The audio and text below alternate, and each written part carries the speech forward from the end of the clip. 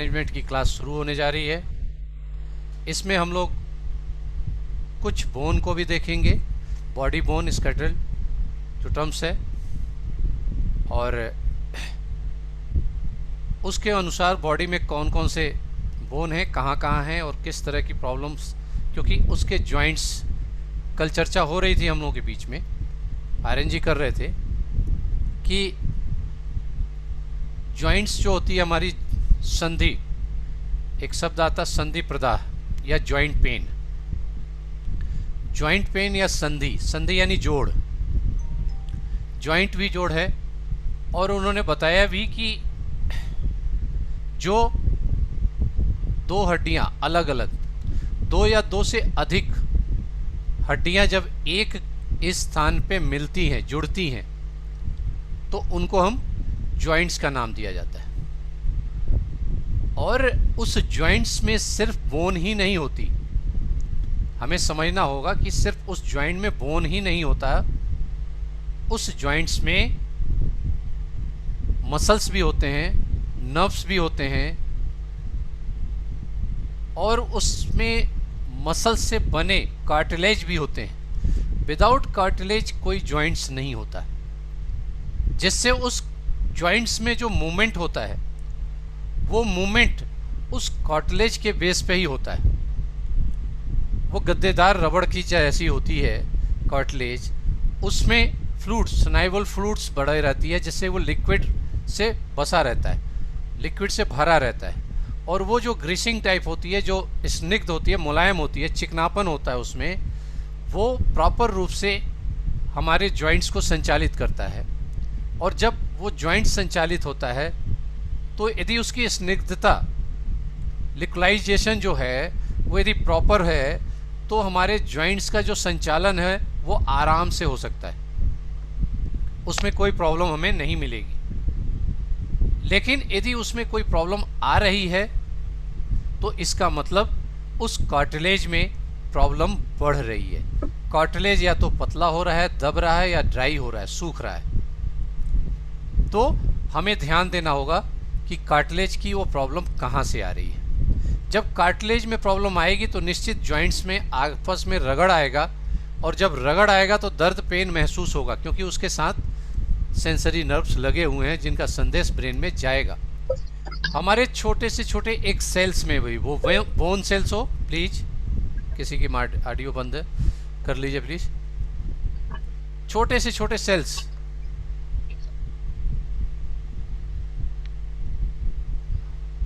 कोई भी छोटा से छोटा सेल्स है, उस सेल्स का जुड़ाव हमारे ब्रेन से है, और वो सेंसरी नर्व्स के माध्यम से उसका संदेश आना जाना निश्चित रहेगा। ठीक, तो वही पेन और जॉइंट्स की जब बात आती है तो बॉडी में जहां भी मसल्स है या जहां बोन है, उसके ऊपर मसल्स का एक आवरण है। जहां जॉइंट्स है वहां कार्टिलेज का और मसल्स भी है। जो जॉइंट्स होगा वो अलग अलग दो या दो से अधिक बोन से, हड्डी से जुड़ा होगा, और वो जुड़ने के बाद उस जॉइंट्स का नाम अलग अलग हो जाता है।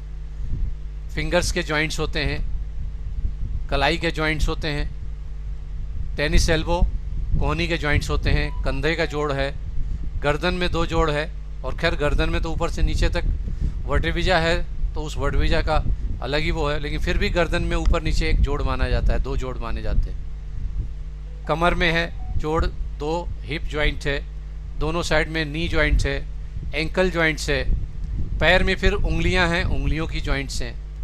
हर जॉइंट्स में आपको कार्टिलेज मिलेगा, छोटा या बड़ा कार्टिलेज आपको होना ही होना।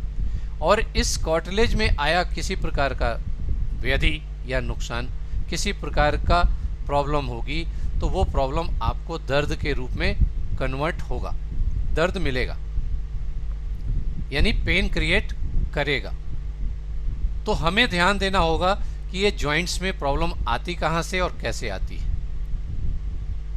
इसका रिलेशन कहीं ना कहीं हम आगे आपको इस जॉइंट्स की प्रॉब्लम्स के बताते हुए हम इसकी डायग्नोसिस पार्ट में भी आपके साथ चलेंगे, और किस ऑर्गन के कारण कौन सी प्रॉब्लम आ रही है उससे रिलेट और उसका ट्रीटमेंट पार्ट भी हम आपको बताएंगे। तो हम लोग का जो क्लास का बेस होगा, पहले हम बोन को समझें, बोन से संबंधित कौन कौन सी हड्डियां कहाँ हैं।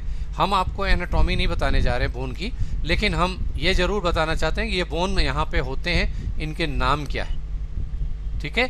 और उस बोन के अनुसार जब हम क्लास पढ़ेंगे तो आपको मालूम रहेगा कि इस जॉइंट्स पे कौन कौन से बोन जॉइंट्स यानी आपस में मिल रहे हैं, जुड़ रहे हैं।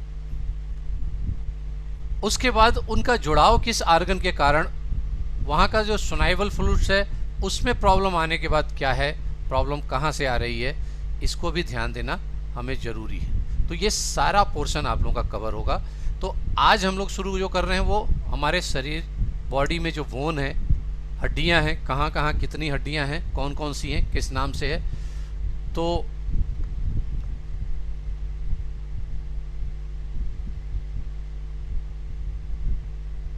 मैं शेयर कर रहा हूँ।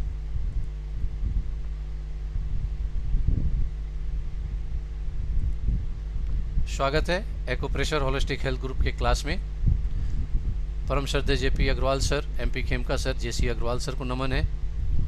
और द स्केटल सिस्टम, जो हमारा बॉडी में बोन का जो सिस्टम है, ये सिस्टम कहाँ कहाँ कौन कौन से बोन हैं, इनके ऊपर हम लोग चर्चा करेंगे और एक एक पार्ट्स हम इस पे डिफरेंट करेंगे। इंट्रोडक्टरी में आप देख सकते हैं ये जो पार्ट है ये आप लोगों को मिल जाएगा, नेट पे मिल जाएगा, लेकिन मैंने सिर्फ बॉडी को दिखाया।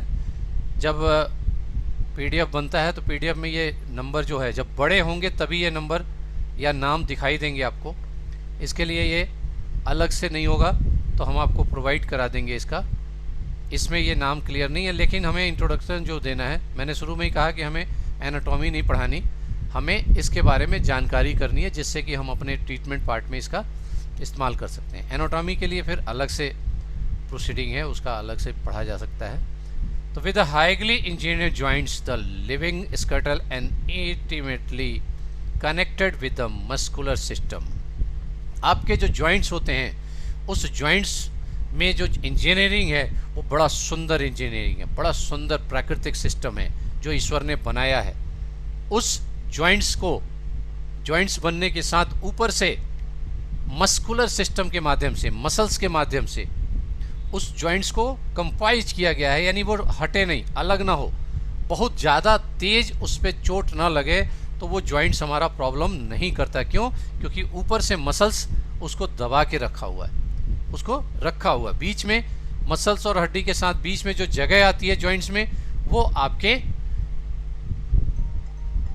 जो मैं अभी आपको बता रहा था, स्नाइबल फ्लूइड्स के माध्यम से और कार्टिलेज के माध्यम से वो जॉइंट्स संचालित होते रहते हैं, कनेक्टेड रहते हैं, और दबाव जो होता है मस्कुलर का होता है। प्रोवाइड द फ्रेमवर्क, फ्रेमिंग की तरह से उसको फ्रेम करके जो है steep levels and stable plates the permits A multitude of movements, जो इतने अच्छे ढंग से उसको स्टिप करके, मोबाइल करके उसको दबा के रखा जाता है।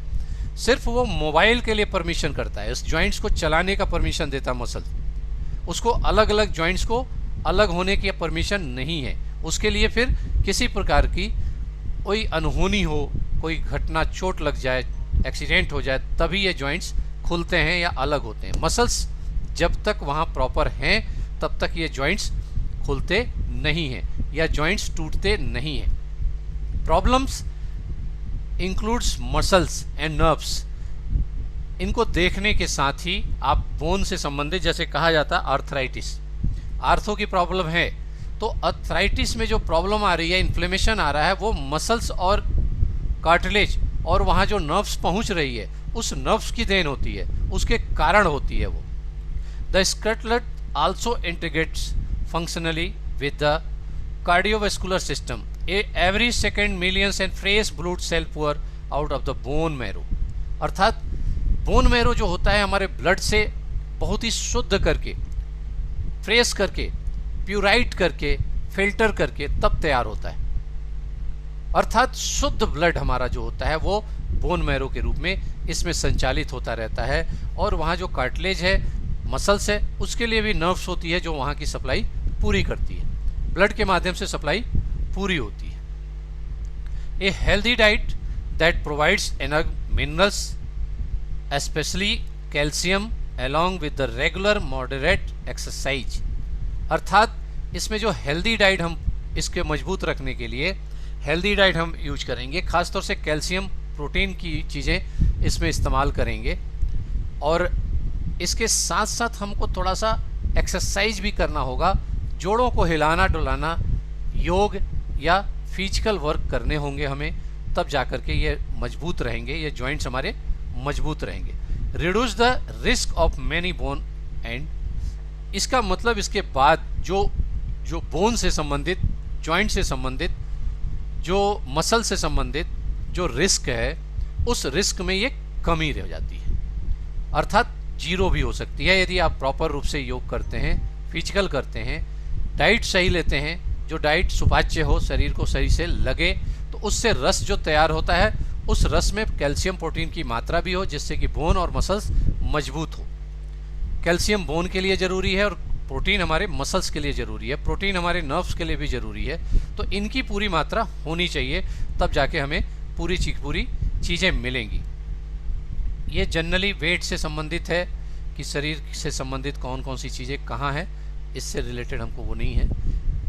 बेसिक हमारा जो ह्यूमन स्केलेटल है वो 206 बोन है टोटल, ऐसा आप जानते भी हैं और इसके बारे में जानते भी हैं कि skeletal is the framework that provides structure to the risk of the body and facilitates movements, आसानी से मूवमेंट हो सके। तो वो एक फ्रेमिंग के सहज आपस में जॉइंट्स है, हर पूरे बोन एक दूसरे से जॉइंट्स हैं, जहाँ भी जुड़े रहे हैं वो फ्रेमिंग के साथ है। वो फ्रेमिंग बनाता है हमारे मसल्स, वो मसल्स के माध्यम से, और मसल्स के बीच में जो कार्टिलेज होता है उसमें भी जगह होती है, और उसको कार्टिलेज को जगह बना करके दी जाती है, जो आगे अभी हम लोग देखेंगे इसको।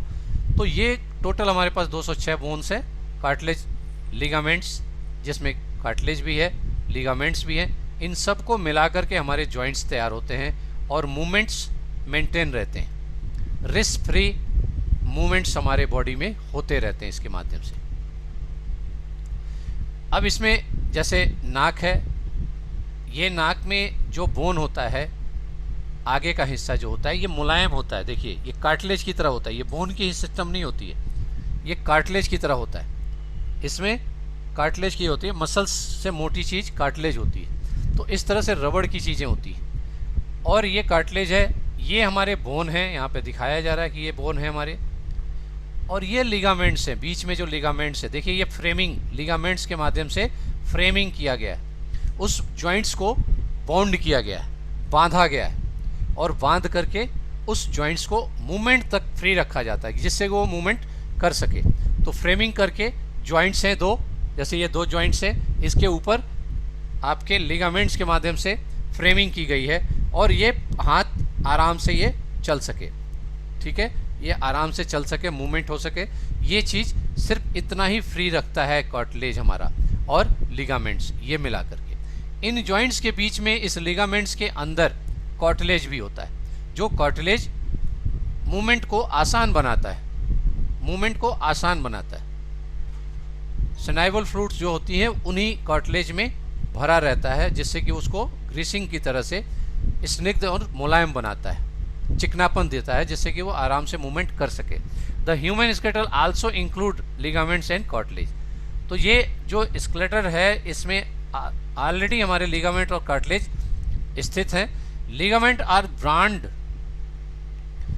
Bands of dense and fibroids connectivity tissue that are key to the function of joints. उस कनेक्टिविटी की के रूप में होता है, उसके आपस में जोड़ के बीच में, दोनों जॉइंट्स के बीच में ये हमारा लिगामेंट्स जुड़े रहते हैं, जिसके ऊपर भी रहता है, और उनको ये मेंटेन करता है। और इनके अंदर जो होता है कार्टिलेज होता है, जो फ्लेक्सिबल होता है, जिससे कि वो मूवमेंट कर सके। Cartilage helps with structure to the larynx and nose, जैसे नोज की है, इसमें भी लैरिंग्स है, आप देखते हैं ये कितने आसानी से हम घुमा लेते हैं नाक को, आराम से देख सकते हैं, तो मूवमेंट को दे सकते हैं। तो ये कार्टिलेज हमारा प्रोसीडिंग होती है। और between vertebra and the ends of bone of the features, joints के अलावा हमारे रीढ़ की हड्डियों के बीच में, रीढ़ की हड्डियों के बीच में जो अलग अलग वर्टेब्रा होता है, उसके बीच में भी हमारा कार्टिलेज होता है। जिससे उसको मूवमेंट में आसानी रहे। और वहाँ भी लिगामेंट्स अलग अलग कार्टिलेज को जोड़ने के लिए मसल्स के रूप में होता है, जिससे कि वो बॉन्ड रहे आपस में। जो हमारे कार्टिलेज हैं वो आपस में वर्टिब्रिजा को अलग न करें, ये भी लिगामेंट के माध्यम से बॉन्ड रहता है, फ्रेमिंग रहती है। तो ये बड़ा अच्छी चीज़ है कि पूरा बोन जो नेचुरल सिस्टम हमारा बनाया है उसमें हमारा बोन जो लगाया गया है, उस बोन को जॉइंट्स के बीच में होता है कार्टिलेज, और इस पूरे जॉइंट्स को कवर करता है, इस पूरे जॉइंट्स को कवर करता है वो होता है लिगामेंट्स। और लिगामेंट्स के माध्यम से फ्रेमिंग ये जॉइंट्स हमारे रहते हैं, और ये आसानी से हाथ पैर जहाँ भी जॉइंट्स हैं वो हमारे जॉइंट्स चलते रहते हैं।